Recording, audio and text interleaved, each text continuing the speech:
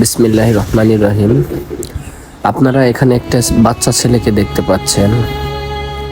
তার মায়ের খুব স্বপ্ন ছিল তাকে আলেম বানাবে, অথচ সেই মা আজ দুনিয়াতে নাই। ছেলেটা এখন এতিম, তার দাদির কাছে সে থাকে। এখন তার একমাত্র শেষ ভরসা তার দাদি। তার দাদি আমার কাছে আসছিল যে তাকে মাদ্রাসায় ভর্তি করছে, অথচ তার পাঞ্জাবি একটা পাঞ্জাবিতে তো কোনোভাবে থাকা বা ক্লাস করা বা কোনো কিছু করা সম্ভব না মাদ্রাসায় থেকে। আমি যেন তাকে একটা পাঞ্জাবি বানিয়ে দিই, তার দুইটা হলেই হয়ে যাবে। তখন আমি তার দাদির কথা শুনে তাকে একটা টেলার্সের দোকানে গিয়ে দুইটা পাঞ্জাবি বানানোর জন্য অর্ডার দিয়ে আসি। আপনারা এই বাচ্চাটার জন্য দোয়া করবেন।